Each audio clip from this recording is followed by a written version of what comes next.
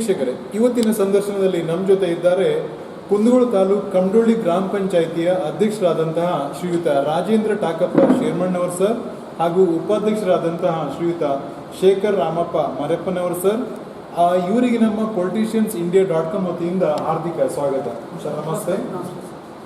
ತಾವೀಗ sir Kamadolli ಗ್ರಾಮ ಪಂಚಾಯಿತಿಯ ಅಧ್ಯಕ್ಷರಾಗಿ ಸಾಕಷ್ಟು ಒಂದು ಅಭಿವೃದ್ಧಿಪರ ಕೆಲಸ ಕಾರ್ಯಗಳನ್ನು ಮಾಡ್ತಾ ಇದ್ದೀವಿ. ಅದನ್ನೆಲ್ಲ ಹೇಳೋಕ್ಕಿಂತ ಪೂರ್ವದಲ್ಲಿ ತಮ್ಮ ಒಂದು ಕಿರು ಪರಿಚಯ ನಮ್ಮ ವೀಕ್ಷಕರ ಮುಂದೆ. ನಾನು ರಾಜೇಂದ್ರ ಟಾಕಪ್ಪ ಶೇರ್ಮಣ್ಣವ್ರು ಅಂತೇಳಿ ಹೊಸದಾಗಿ ಈ 2021 ಚುನಾವಣೆ ಒಂದನೇ ವಾರ್ಡಿನಿಂದ ಸ್ಪರ್ಧೆ ಮಾಡಿ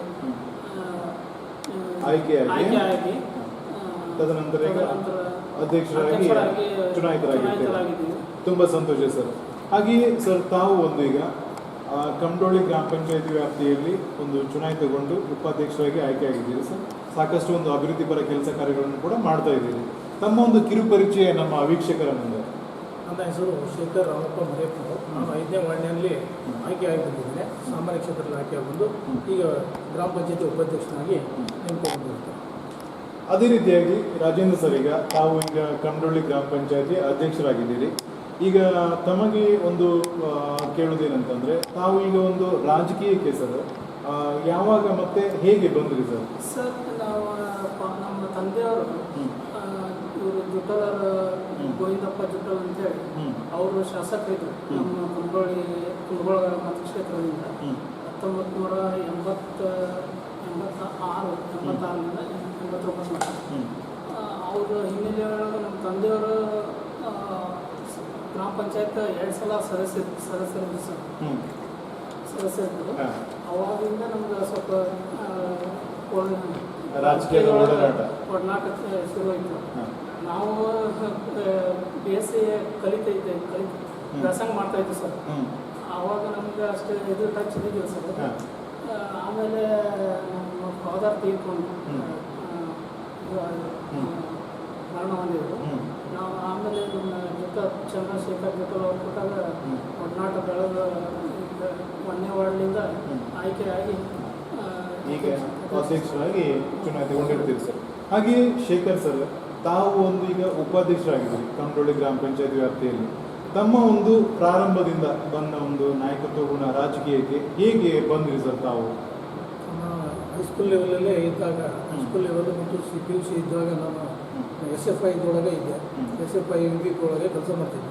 ಮಾಡುತ್ತಿರುವಾಗ ನಮ್ಮ ಕರ್ನಾಟಕ ಯೂನಿವರ್ಸಿಟಿಗೆ ಒಂದು ದೊಡ್ಡ ಅನ್ಯಾಯ ಆಗಿತ್ತು. ಬಿ ಎಡ್ ಕಲಿಯೋರಿಗೆ ಅದೊಂದು ದೊಡ್ಡ ಅನ್ಯಾಯ ಆಗಿತ್ತು. ನಮ್ಮ ಕಡೆದವರು ಯಾವುದೇ ಸೆಲೆಕ್ಷನ್ ಒಳಗೆ ಆಗಿದ್ದಿಲ್ಲ. ಅದ್ರ ವಿರುದ್ಧ ಅವಾಗ ರಾಜ್ಯ ಸರ್ಕಾರ ವಿರುದ್ಧ ಹೋರಾಟ ಮಾಡಿದ್ವಿ. ನಮ್ಮ SFIದಿಂದಾಗಲಿ ನಮ್ಮ ಊರಿನ ಎಲ್ಲರನ್ನು ಕಟ್ಟಿಕೊಂಡು ಒಂದು ಸಂಘಟನೆ ಮಾಡಿ ಒಂದು ಹೋರಾಟ ಮಾಡಿದ್ವಿ. ಆ ಹೋರಾಟದೊಳಗೆ HO ಪಾಟೀಲ್ ಅವಾಗ ಮಿನಿಸ್ಟರ್ ಇದ್ದರು. ಆಮೇಲೆ ಇನ್ನೂ ಒಂದು ಸಚಿವರು ಇತ್ತು. ಅವರೆಲ್ಲ ದೊಡ್ಡ ಒಂದು ಕಾರ್ಯಕ್ರಮ ಮಾಡಿದ್ರು. ಕುಂದಗೋಳದೊಳಗೆ ಬಂದ್ ಮಾಡಿ, ಹುಬ್ಳಿನ ಬಂದ್ ಮಾಡಿ ನಮ್ಮ ಕರ್ನಾಟಕ ಯೂನಿವರ್ಸಿಟಿ ಯಾವ ಪದವಿ ಮಾಡ್ಯಾರ ಅವ್ರು ಅಪಾಯಿಂಟ್ ಆಗೋಕ್ಕೆ ಒಂದು ಹೋರಾಟ ಅವಾಗಿಂದನೂ ಚಲಿತ್ತು. ಅದರಿಂದ ನಾನು ಸಿನೆಟ್ ಮೆಂಬರ್ಸ್ ಅಂತ ಇದ್ದೆ. ಯೂನಿವರ್ಸಿಟಿ ಸಿನೆಟ್ ಮೆಂಬರ್ ಇದ್ದೆ. ಲಾ ಕಾಲೇಜ್ ಇದ್ದಾಗ ಸಿನೆಟ್ ಮೆಂಬರ್ಗೆ ಹೋರಾಟ ಮಾಡಿ ನಾವು ಗ್ರಾಮೀಣ ಪ್ರದೇಶವರೆಲ್ಲರೂ ಆಗಬೇಕು ಅನ್ನುವಂಥ ಹೋರಾಟನ ಅವತ್ತಿಂದನೂ ಇತ್ತು. ಅದೇ ರೀತಿಯಾಗಿ ಭಾರತೀಯ ಜನತಾ ಪಾರ್ಟಿ ಒಳಗೆ ಅನೇಕ ಹುದ್ದೆಗಳಿಂದ ಕೆಲಸ ಮಾಡಿದ್ದೇನೆ. SFI ಆಮೇಲೆ ಧಾರವಾಡ ಜಿಲ್ಲಾ ಗ್ರಾಮೀಣ ಸೆಕ್ರೆಟರಿಯಾಗಿ ಮಾಡಿದ್ದೇನೆ. ST ಮೋರ್ಚಾ ಪ್ರಧಾನ ಕಾರ್ಯದರ್ಶಿ ಅಂತ ಮಾಡಿದ್ದೇನೆ. ಆಮೇಲೆ ಸೊಸೈಟಿ ಅಧ್ಯಕ್ಷರಾಗಿ 5 ವರ್ಷ ಕೆಲಸ 2 ವರ್ಷ ಕೆಲಸ ಮಾಡಿದ್ದೇನೆ. ಪ್ರಾಥಮಿಕ ಕೃಷಿ ಪತ್ತಿನ ಸಹಕಾರಿ ಸಂಘ ಕಮಡೊಳ್ಳಿ 6 ಉತ್ಪಾದಕರ ಸಂಘದ ಸದಸ್ಯನಾಗಿ ಮತ್ತು ಉಪಾಧ್ಯಕ್ಷನಾಗಿ ಕೆಲಸ ಮಾಡಿದ್ದೇನೆ. ಅದೇ ರೀತಿ ಗ್ರಾಮ ಪಂಚಾಯತಿ ಒಳಗೂ ಕೆಲಸ ಮಾಡಿದ್ದೇನೆ. ನನ್ನ ಜೀವನದ ಅಂದಾಗ ಅಂದರೆ ಹಿಂದಿನಿಂದ ನಮ್ಮ ಮನೆಯೊಳಗೆ ಯಾವುದೇ ರಾಜಕಾರಣದಾಗಿಲ್ಲ. ನಾವು ಒಂದು ಕಲಿತಾ ನಮ್ಮ ವಿದ್ಯಾರ್ಥಿ ಜೀವನದಲ್ಲ ಒಂದು ರಾಜಕಾರಣವನ್ನು ಆರಂಭ ಮಾಡಿದ್ವಿ. ಅದನ್ನು ಮುಂದುವರಿಸ್ಕೊಂಡು ಬರ್ತಾ ಇದ್ದೀವಿ ಸರ್. ಪದವೀಧರ ಸಂಘ ಮಾಡಿದ್ವಿ. ಅದ್ರಾಗ ನಮ್ಮಲ್ಲಿ ಹೈಯೆಸ್ಟ್ ಪದವೀಧರ 400 ಮಂದಿ ಪದವೀಧರ ಅದಾರ. ML ಸೆಲೆಕ್ಷನ್ ಒಳಗೆ ಅನೇಕರನ್ನ ಆರಿಸಿ ಕಳಿಸಿ ಅನೇಕರನ್ನ ಕೆಡವು ವಿಚಾರಣೆ ಮಾಡಿದ್ವಿ. 400 ಮಂದಿ ಇಲ್ಲಿ ಪದವೀಧರ ಅದಾರ. ಪದವಿ ಅದಕ್ಕೊಂದು ಸಂಘನೂ ಕೂಡ ಮಾಡಿದ್ದೀವಿ. ತುಂಬ ಸಂತೋಷ ಸರ್. ಹಾಗೆ ಒಂದು ಅಧ್ಯಕ್ಷರಾಗ ತಾವು ಒಂದು ಈಗ ಕಮಡೊಳ್ಳಿಯಲ್ಲಿ ಈಗ ಗ್ರಾಮ ಪಂಚಾಯತಿ ವ್ಯಾಪ್ತಿಯಲ್ಲಿ ಅಧ್ಯಕ್ಷರಾಗಿ ಆಯ್ಕೆ ಆಗಿಕೊಂಡಿದ್ದೀರಿ. ಈಗ ಕಮಡೊಳ್ಳಿ ಗ್ರಾಮನ ಸರ್ ಯಾವ ರೀತಿ ಒಂದು ಅಭಿವೃದ್ಧಿಪರ ಪಥದತ್ತ ಸಾಗಿಸಬೇಕು ಅನ್ನೋ ಪ್ಲಾನಿಂಗ್ ಈಗ ತಾವು ಒಂದು ಯೋಜನೆಗಳನ್ನು ಹಾಕ್ಕೊಂಡಿದ್ದೀರಿ ಸರ್? ಯೋಜನೆಗಳನ್ನು ಸರ್ ಕೊರೋನಾ ಟೈಮ್ ಒಳಗೆ ಅನುದಾನ ಕಡಿಮೆ ಬಂದಿದೆ ಸರ್. ಸ್ವಲ್ಪ ಎಲ್ಲ ಕಡೆಯಿಂದ 2-3 ತಿಂಗಳ ಪೂರ ಆಫೀಸ್ ಇದನ್ನು ಇತ್ತು ಸರ್. ಕೊರೋನಾ ಅಂತ ಮಹಾಮಾರಿ ಬಂದು ಲಾಕ್ಡೌನ್ ಮಾಡಿದಾಗ ಸಾಕಷ್ಟು ಸಮಸ್ಯೆ ಸಮಸ್ಯೆಗಳು ಆಗಿಬಿಡುತ್ತೆ ಸರ್. ಹಂಗಾಗಿ ಈಗ ಚಲೋ ಇದೆ, ಅಭಿವೃದ್ಧಿ ರೋಡ್ ಡೆವಲಪ್ಮೆಂಟ್ ಮಾಡ್ತಾ ಇದ್ದೀವಿ. ಆಮೇಲೆ ಜಲ್ ಜೀವನ್ ಮಿಷನ್ ಅಂತೇಳಿ ಜೆ ಮತ್ತು ಕುಡಿಯೋ ನೀರಿನ ಯೋಜನೆ ಒಂದು ಪ್ರಾರಂಭ ಮಾಡ್ತಾ ಇದ್ದೀವಿ ಸರ್. ಆಮೇಲೆ ಈ ಮೂಲಕ ಒಂದು ಅಭಿವೃದ್ಧಿ ಪರ ಕೆಲಸಗಳನ್ನ ಪ್ಲಾನಿಂಗ್ ಮಾಡ್ಕೊಂಡಿದ್ದೀವಿ ಸರ್. ಹಾಗೆ ಸರ್ ಶೇಖರ್ ಸರ್, ಈಗ ತಾವು ಒಂದು ಈಗ ಕನಸ್ಕೊಂಡಂಗೆ ಕಮಡೊಳ್ಳಿ ಗ್ರಾಮ ಪಂಚಾಯತಿ ಒಂದು ಒಳ್ಳೆ ದರ್ಜೆಗೆ ಏರ್ಬೇಕಾದ್ರೆ ಯಾವ್ಯಾವ ಯೋಜನೆಗಳು ನಿಮಗೆ ಒಂದು ಪ್ಲಾನಿಂಗ್ ಅನ್ನು ಮಾಡ್ಕೊಂಡಿದ್ದೀವಿ? ಈಗ ನಾವು ಆರ್ಚ್ ಬಂದು 6 ತಿಂಗಳಾಯಿತು. 6 ತಿಂಗಳ ಅಧಿಕಾರದಲ್ಲಿ 2-3 ತಿಂಗಳು ಬರೀ ಕೊರೋನಾದ 1 ವರ್ಷ ಹೋಯಿತು. ಅದರೊಳಗೂ ನಾವು ಈ ಎಂದೂ ಕಾಣದಂತೆ ಅಷ್ಟು ಅಭಿವೃದ್ಧಿ ಕೆಲಸವನ್ನು ಮಾಡಿದ್ವಿ. ಸುಮಾರು ರಸ್ತೆಗಳನ್ನು ಮಾಡಿದ್ವಿ. ಕಾಂಕ್ರೀಟಿಗೆ ಬಂದಿರಲ್ಲ, ಇವೆಲ್ಲ ಬರೆಯಕ್ಕೆ ಬರ್ತಿರಲಿಲ್ಲ. ಇದು ನಮ್ಮ ಇವ್ರ ಮನೆಯಿಂದ ಬರಕ್ಕೆ ಬರ್ತಿಲ್ಲ, ಅದನ್ನೆಲ್ಲ ಕಾಂಕ್ರೀಟ್ ರಸ್ತೆ ಮಾಡಿದ್ವಿ. ಸುಮಾರು ಒಂದು ಏನಾದ್ರು 70 ಲಕ್ಷ ರೂಪಾಯಿ ವರ್ಕ್ ಮಾಡಿದ್ದೀವಿ ಸುಮಾರು ದಿನದೊಳಗೆ. 70 ಲಕ್ಷ ಒಂದು ಅನುದಾನ, ಇನ್ನೊಂದು 15 ಬ್ಯಾಲೆನ್ಸ್ ಅಂತ ಅದೊಂದು 1,20,20,00,000ವರೆಗೂ ಅನುದಾನ ಖರ್ಚು ಮಾಡಿದ್ದೀವಿ. ಅದೇ ರೀತಿ ಕೆಲಸ ಮಾಡಿದ್ವಿ. ರೈತರಿಗೆ ಅನುಕೂಲ ಆಗುವಂಥ ಕೆರೆ ಬದು ನಿರ್ಮಾಣ ಮಾಡಿದ್ವಿ, ಹಕ್ಕಿ ಮನೆ ನಿರ್ಮಾಣ ಮಾಡಿದ್ವಿ, ಕಾಂಕ್ರೀಟ್ ರಸ್ತೆ ಮಾಡಿದ್ವಿ, ಕಾಂಕ್ರೀಟ್ ಗಟರ್ ಮಾಡಿದ್ವಿ, ಕುಡಿಯೋ ನೀರಿಗೆ ಯಾವುದಂತ ಎಲ್ಲ ಸವಲತ್ತುಗಳು ಮಾಡಿದ್ವಿ. ಯಾವುದೇ ತೊಂದರೆ ಇಲ್ಲ. ಇಂಥ ಕೊರೋನಾ ಅಂತ ಮಾರಿ ಬಂದರೂ ಕೂಡ ಯಾವುದೇ ತೊಂದರೆ ಇಲ್ಲದಂಗೆ ಅಷ್ಟು ಕೆಲಸ ಮಾಡಿದ್ವಿ. ಇನ್ನೂ ಕೆಲಸ ನಡೆದವು, ಅಭಿವೃದ್ಧಿ ಕೆಲಸ ನಡೆದವು. ಇನ್ನೂ ಹೆಚ್ಚಿನ ಅನುದಾನಕ್ಕಾಗಿ ಮುಂದೆ ನಮ್ಮ ಇವ್ರ ಕಡೆ ಕೇಳಿದ್ದೇವೆ. ತುಂಬ ಸಂತೋಷ ಸರ್. ಹಾಗೆ ಸರ್, ಈಗ ಅಧ್ಯಕ್ಷರೇ, ಈಗ ರಸ್ತೆ ಮತ್ತು ಚರಂಡಿಗಳ ಬಗ್ಗೆ ಈಗ ಏನೇನು ಒಂದು ಪ್ಲಾನಿಂಗ್ ಹಾಕೊಂಡಿದ್ದೀವಿ ಯೋಜನೆಗಳನ್ನು? ಈಗ ಹಿಂದಿನ ಒಂದು ಅಧಿಕಾರಾವಧಿಯಲ್ಲಿ ಎಲ್ಲ ಕಂಪ್ಲೀಟ್ ಆಗಿದೆಯೋ, ಇಲ್ಲ ಮುಂಬರುವ ದಿನಮಾನಗಳಲ್ಲಿ ಎಷ್ಟು ಬಾಕಿ ಉಳಿದಿದೆ, ಎಲ್ಲಿಂದ ಎಲ್ಲಿಗೆ ಆಗಬೇಕಾಗಿದೆ, ಅದನ್ನು ನಾವೊಂದು ಮೀಡಿಯಾದ ಮುಂದೆ ಸವಿಸ್ತರವಾಗಿ ಹೇಳಿ ಸರ್. ಸರ್, ಈಗ ಅದು ಮೊನ್ನೆ ಜಿಲ್ಲಾ ಪಂಚಾಯತ್ ಒಳಗೆ ತರಬೇತಿ ಕಾರ್ಯಕ್ರಮ ಇತ್ತು ಸರ್. ಅದು ಚರಂಡಿದು ವ್ಯವಸ್ಥೆದ್ದು, ಆಮೇಲೆ ನೈರ್ಮಲೀಕರಣದ್ದು, ಆಮೇಲೆ ಅದನ್ನೆಲ್ಲ ನೀರು ಹೆಂಗೆ ಯೂಸ್ ಮಾಡ್ತೀವಿ ಅದೆಲ್ಲ ತರಬೇತಿಯನ್ನು ತಗೊಂಡಿದ್ದೀವಿ ಸರ್. ಈಗೆಲ್ಲ ಮಾಡ್ತಾ ಇದ್ದೇವೆ ಸರ್. ಚರಂಡಿ ವ್ಯವಸ್ಥೆ, ದನದ ಕೊಟ್ಟಿಗಿದು, ಆಮೇಲೆ ಎರೆಹುಳ ಗೊಬ್ಬರದ್ದು ಹೇಳಿದ್ದಾರೆ ನನ್ನ ತರಬೇತಿ ಒಳಗೆ. ಹೆಚ್ಚಿನ ಅನುದಾನ ಸರ್ ಮುಖ್ಯಮಂತ್ರಿ ಅವ್ರ ಕಡೆಯಿಂದ ಅನುದಾನ ಭೇಟಿಯಾಗಿ ತರೋ ವ್ಯವಸ್ಥೆ ಮಾಡಿಕೊಂಡು ಇನ್ನೂ ಒಂದು ಅಭಿವೃದ್ಧಿ ಪರ ಕೆಲಸ ಮಾಡ್ತೀವಿ ಸರ್. ಹಾಗೆ ಈಗ ಉಪಾಧ್ಯಕ್ಷರು ಸರ್, ಈಗ ಒಂದು ಸಮುದಾಯ ಭವನಗಳು ಅಂತ ಬರ್ತವೆ. ಈಗ ಊರು ಅಂತಂದರೆ ಕೆಲವೊಂದು ಆರ್ಥಿಕ ಮಟ್ಟ ಬಡವರು ಇರ್ತಾರೆ, ಕೆಲವೊಂದು ಮದುವೆ ಮಂಜಿ ಕಾರ್ಯಕ್ರಮಗಳಿಗೆ ಅನುಕೂಲ ಆಗುವಂತೆ. ಈಗ ಸಮುದಾಯ ಭವನಗಳು ಇದಾವೆ, ಇಲ್ಲ ಮುಂದಿನ ದಿನಮಾನಗಳಲ್ಲಿ ಇನ್ನೂ ಹೆಚ್ಚಿನ ಮಾಡಬೇಕು, ಯಾವ ರೀತಿ ಒಂದು ಯೋಜನೆ? ಸಮುದಾಯ ಭವನಗಳು ಅತಿ ಕಡಿಮೆ ಇದ್ವು. ಈಗ ಎಲ್ಲ ಸಮುದಾಯಕ್ಕೂ ಒಂದು ಸಮುದಾಯ ಭವನಗಳು ಆಗಿವೆ. SC ಸಮುದಾಯ ಭವನ ಇದೆ, ST ಸಮುದಾಯ ಭವನ ಇದೆ, ಆಮೇಲೆ SC ಒಳಗೆ ಇನ್ನೊಂದು SC ಒಳಗೆ ಅವ್ರದ್ದು ಸಮುದಾಯ ಭವನ ಇದೆ, ಆಮೇಲೆ ಇವರು ಪಂಚಮಸಾಲಿ ಅವ್ರದ್ದು ಸಮುದಾಯ ಭವನ ಇದೆ. ಅನೇಕ ಸಮುದಾಯ ಭವನಗಳು ಎಲ್ಲ ರೀತಿಯಿಂದ ಎಲ್ಲ MP ಅವ್ರ ಗ್ರ್ಯಾಂಟ್ ಆಗಲಿ, MLA ಅವ್ರ ಗ್ರ್ಯಾಂಟ್ ಆಗಲಿ, ಇಂಥ ಗ್ರ್ಯಾಂಟಿಂದ ಎಲ್ಲರಿಗೂ ಸಮುದಾಯ ಭವನ ಮುಗಿದಿದ್ದವು. ಆ ರಸ್ತೆಗಳು ಹಿಂದಿನ ಮಾಡಿದ್ದಕ್ಕಿಂತ ಈ ಸಲ ಜಾಸ್ತಿ ಮಾಡೇವಿ.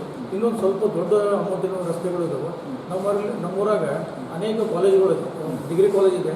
ಡಿಗ್ರಿ ಕಾಲೇಜ್ ಅಂದರೆ ಇದು ಈ ಡಿಪ್ಲೊಮಾ ಕಾಲೇಜ್, ಹೊಸದು ಡಿಪ್ಲೊಮಾ ಕಾಲೇಜ್ ಇದೆ, ಜೂನಿಯರ್ ಕಾಲೇಜ್ ಇದೆ, ಹೈಸ್ಕೂಲ್ ಇದೆ, ಆಮೇಲೆ 10 ಅಂಗನವಾಡಿಗಳಿವೆ, 1 ಉರ್ದು ಸ್ಕೂಲ್ ಇದೆ, ಆಮೇಲೆ 4 ಸ್ಕೂಲ್ಗಳಿದೆ, 1 ಮಹಿಳಾ ಸ್ಕೂಲ್ ಇದೆ. ಇಷ್ಟೆಲ್ಲ ಇದಾವೆ. ನಮ್ಮಲ್ಲಿ ಸಿಕ್ಕಾಪಟ್ಟೆ ಜನಸಂಖ್ಯೆ ಇದೆ, ಸಿಕ್ಕಾಪಟ್ಟೆ ಹೊರಗಡೆಯಿಂದ ಬಂದು ಬರ್ತಾರೆ. ಆ ವಿಚಾರಕ್ಕೆ ನಾವು ಈ ಸದ್ಯ ಆಗುವಂಥ ಅನುಕೂಲಕ್ಕೆ ಆಗುವಂಥ ರಸ್ತೆಗಳನ್ನ ಮಾಡಿದ್ದೀವಿ.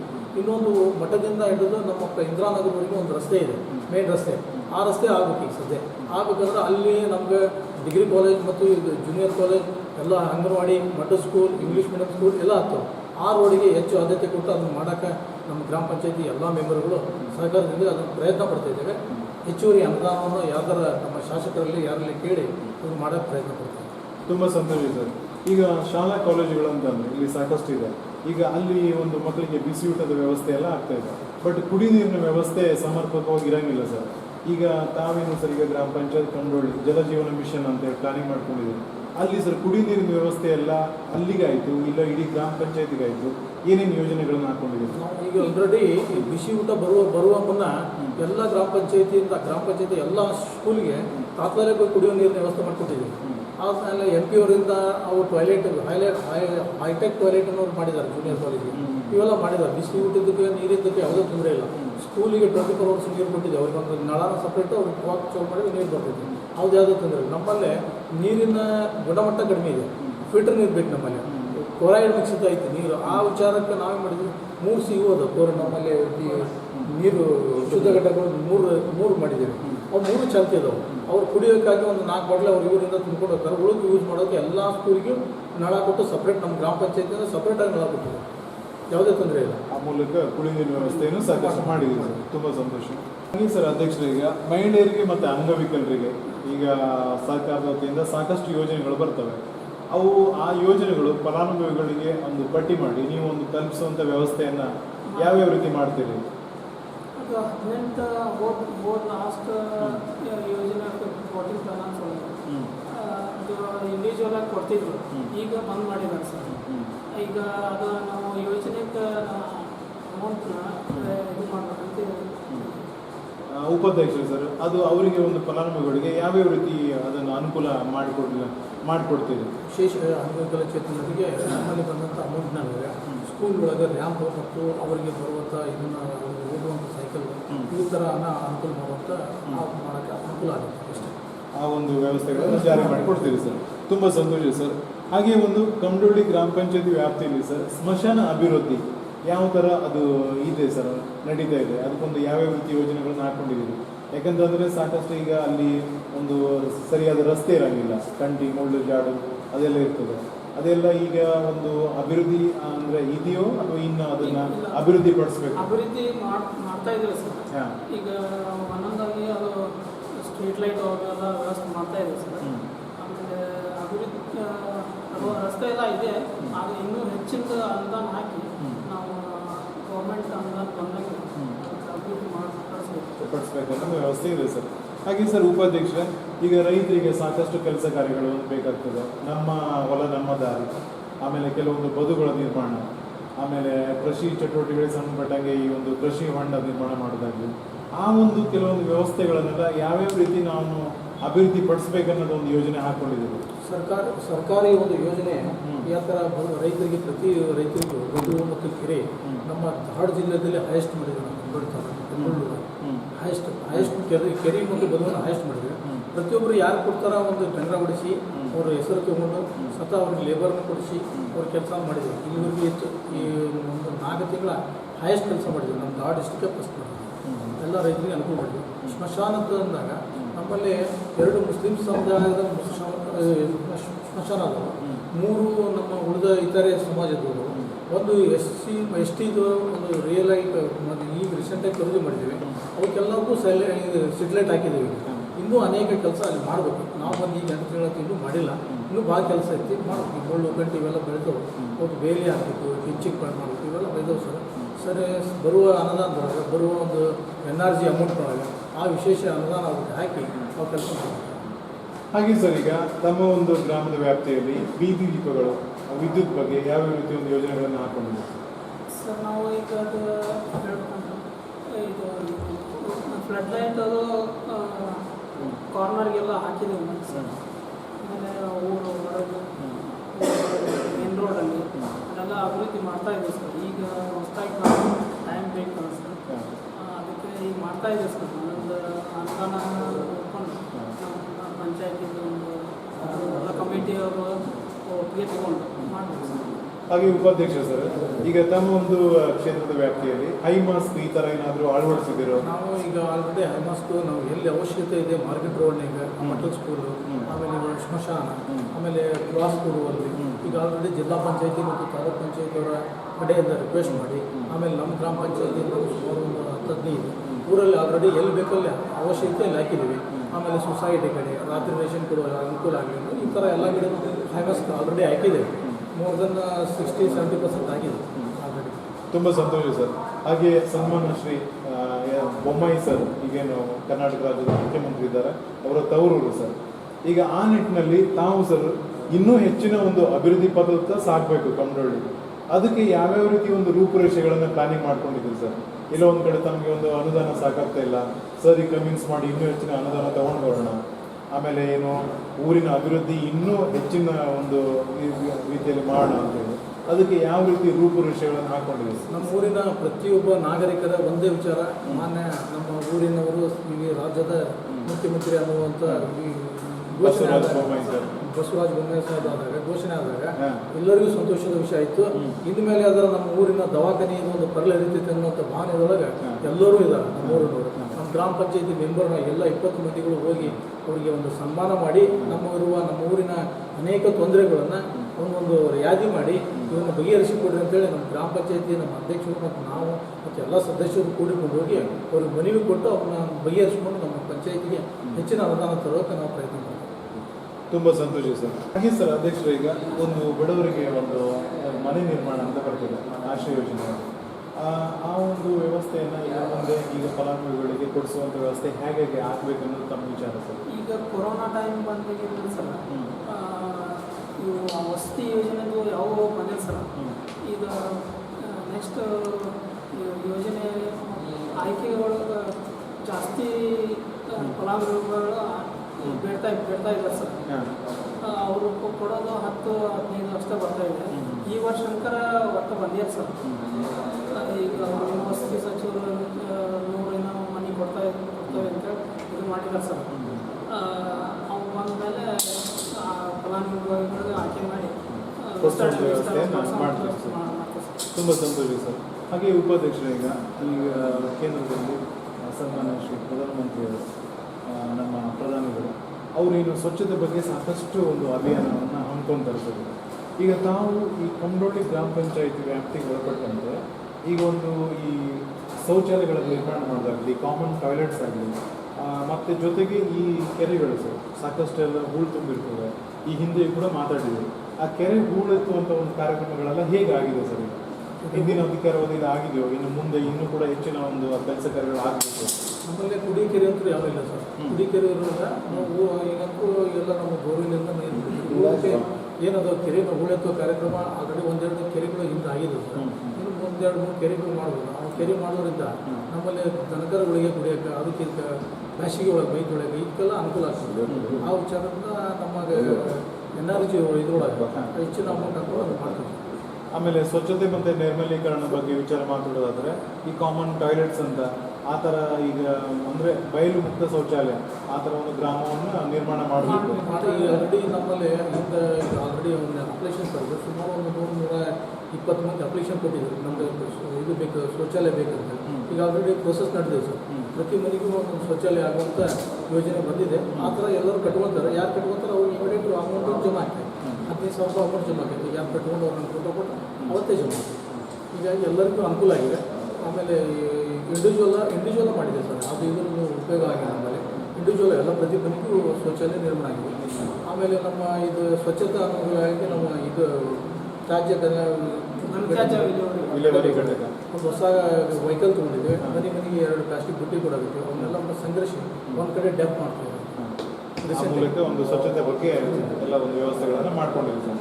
ಹಾಗೆ ಅಧ್ಯಕ್ಷರೇ, ಈಗ ರೈತರಿಗೆ ಸಂಬಂಧಪಟ್ಟಂಗೆ ಒಂದು ದನದ ಕೊಠಡಿ ಮತ್ತು ಮೇಕೆ ಶೆಡ್ ಅಂತ ಆ ಒಂದು ನಿರ್ಮಾಣಕ್ಕೆ ಸಾಕಷ್ಟು ಏನೊಂದು ಅನುಕೂಲತೆಗಳನ್ನು ಮಾಡ್ಕೊಬೇಕಾಗುತ್ತೆ.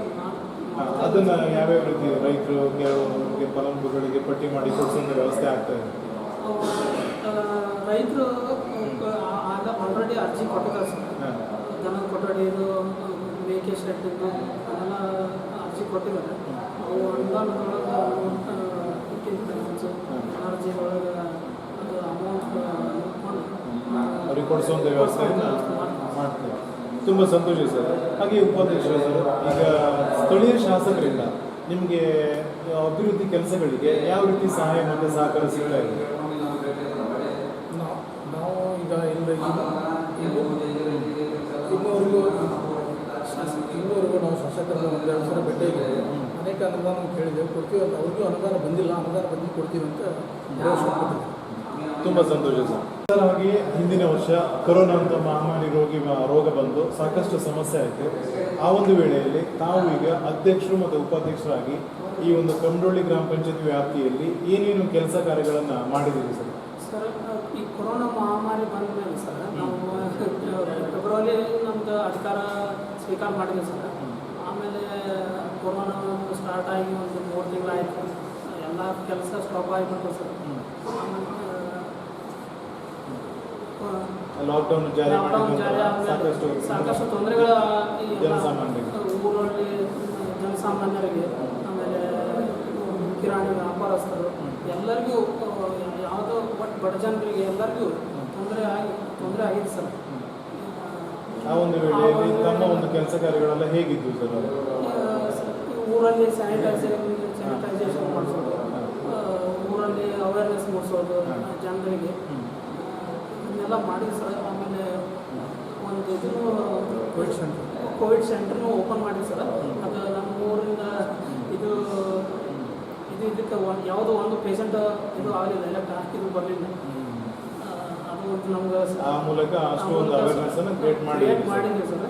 ಉಪಾಧ್ಯಕ್ಷರು ಸರ್, ತಮ್ಮ ಮೂಲಕ ಹೇಳೋದಾದ್ರೆ ಯಾವ ಒಂದು ಕೆಲಸ ಕಾರ್ಯಗಳಾಗಿದೆ? ಈ ಕೋವಿಡ್ ಇದು ಬಂದಿವಾಗ ಗ್ರಾಮ ಪಂಚಾಯತಿ ವತಿಯಿಂದ ಪ್ರತಿ ಮನೆಗೂ ಸ್ಯಾನಿಟೈಸರ್ ಮಾಡಿಸಿದ್ರೆ, ಪ್ರತಿ ಮನೆಗೂ ಒಂದು ಸ್ಯಾನಿಟೈಸರ್ ಆಮೇಲೆ ಪ್ರತಿ ಮನೆಗೂ ಎಲ್ಲರಿಗೂ ಒಂದೊಂದು ಮಾಸ್ಕ್ ಕೊಟ್ಟಿದ್ದಾರೆ. ಇಡೀ ಊರಿಗೆ ಪ್ರತಿಯೊಂದು ವಾರ್ಡ್ ವೈಸ್ ಬರ್ತದೆ, ಎಲ್ಲರಿಗೂ ಪರವಾಗಿ ಎಲ್ಲರಿಗೂ ಒಂದು ಮಾಸ್ಕು ಮತ್ತು ಸ್ಯಾನಿಟೈಸರ್ ಕೊಟ್ಟಿದ್ದಾರೆ. ಪ್ರತಿ ಇದೆಲ್ಲ ಮಾಡಿದ್ರು ಸುಮಾರು ಮಂದಿಗೆ ಗಾಡಿ ನಮ್ಮಲ್ಲಿ ಹಾಸ್ಪಿಟ್ಲ್ ಇರಲಿಲ್ಲ ಕಾರಣ ಆ ಮಂದಿಗೆ ತೊಂದರೆ ಆಯಿತು. ಇಲ್ಲೆಲ್ಲ ಇರೋ ಬಡ ಸಂಖ್ಯೆ ಜಾಸ್ತಿ, ಮುಂದೆ ಹೋಗೋಕ್ಕಾಗಲ್ಲ, ದೊಡ್ಡ ದೊಡ್ಡ ಹಾಸ್ಪಿಟ್ಲಿಗೆ ಹೋಗೋಕ್ಕಾಗಲ್ಲ. ರಾತ್ರಿ ಟೈಮ್ನಾಗ ಅವರು ಕ್ರಾಸ್ ಆದ್ರೆ ಬೇರೆ ಕಡೆ ಹೋಗೋಕ್ಕಾಗಲ್ಲ, ವೆಹಿಕಲ್ ಪ್ರಾಬ್ಲಮ್ಸು ಹೀಗೆಲ್ಲ ಇರೋದ್ರಿಂದ ನಮ್ಮ ಊರಿಗೆ ಇಷ್ಟೆಲ್ಲ ಆದರೂ ನಾವು ಕೊರೋನಾದೊಳಗೆ ಭಾಳ ಫೈಟ್ ಮಾಡಿದ್ದೀವಿ ಗ್ರಾಮ ಪಂಚಾಯತಿಯಿಂದ. ಅದೇ ವಿಚಾರಕ್ಕಾಗಿ ನಮಗೊಂದು ಪ್ರಾಥಮಿಕ ಆರೋಗ್ಯ ಕೇಂದ್ರ ಆದರೆ ಭಾಳ ಅನುಕೂಲ ಆಗ್ತದೆ. ಈ ಮೂಲಕ ಹೇಳಲಿಕ್ಕೆ ಮುಖ್ಯಮಂತ್ರಿಗಳ ಕೇಳ್ಕೊಳ್ಳಿಕ್ಕೆ ಬಯಸ್ತೀರಿ ಸರ್. ತುಂಬ ಸಂತೋಷ ಸರ್. ಸರ್, ತಾವು ಹಾಗೆ ಈ ಒಂದು ರಾಜಕೀಯವನ್ನು ಹೊರತುಪಡಿಸಿ ಸಾಮಾಜಿಕ ಸೇವೆ ಅಂತ ಇರ್ತದೆ. ಅಂದರೆ ಈಗ ನೀವು ಸಮಾಜದಲ್ಲಿ ಸಾಕಷ್ಟು ಈಗ ಬಡವರಿಗೆ ಒಂದು ಕೆಲಸ ಕಾರ್ಯಗಳು ಮಾಡ್ತಿರೋದು, ಈಗ ಜನನಾಯಕರಾಗಿ ಹೊರಹೊಮ್ಮಿದ್ರು, ಅವ್ರು ಏನೇ ಒಂದು ಸಮಸ್ಯೆಗಳನ್ನು ತಂದರೂ ಕೂಡ ತಾವು ಅದಕ್ಕೆ ಸ್ಪಂದಿಸುವಂಥ ರೀತಿ ಯಾವ ಥರ ಇದೆ ಸರ್? ಸರ್, ಜನರ ಸಮಸ್ಯೆ ಭಾಳ ಬರ್ತಾ ಇರ್ತದೆ. ಈಗ ನಲ್ಲಿ ನೀರು, ಗಟಾರ ಎಲ್ಲ ದಿನಂಪ್ರತಿ ನೋಡ್ತಾ ಇರ್ತೇವೆ. ಯಾಕಂದರೆ ಈಗ ಅವರು ಜನರದ ನಾಯಕರು ನೀವು, ಅವ್ರಿಗೆ ಪಾಪ ಏನು ಗೊತ್ತಿರಂಗಿಲ್ಲ, ಅವರು ಅಷ್ಟೇ ಮನೆಗೆ ಅಷ್ಟೇ ಸೀಮಿತ ಆಗಿರ್ತಾರೆ. ಬಟ್ ಈಗ ಗ್ರಾಮ ಪಂಚಾಯತಿ ವ್ಯಾಪ್ತಿಯಲ್ಲಿ ಏನೇ ಒಂದು ಕೆಲಸ ಕಾರ್ಯಗಳು ಇಲ್ಲ, ಅವ್ರಿಗೆ ಪಟ್ಟಂಥ ಒಂದು ಯೋಜನೆಗಳು ಬಂದರೆ ತಿಳಿಸುವಂಥ ವ್ಯವಸ್ಥೆ ಅದು ನಿಮ್ಮ ಮೂಲಕ ಆಗಿರ್ತದೆ. ಅದನ್ನು ಯಾವ ಥರ ಮಾಡ್ತೀರಿ ಸರ್? ಗ್ರಾಮ ಪಂಚಾಯತ್ ಮಕ್ಕಳು ಯೋಜನೆಗಳನ್ನು ಬಡ ಜನರಿಗೆ, ಸಾಮಾನ್ಯ ಜನರಿಗೆ, ಒಟ್ಟು ಯಾವುದೋ ಪ್ರತಿಯೊಬ್ಬರಿಗೂ ನಮ್ಮ ಯೋಜನೆ ತಲುಪಬೇಕು,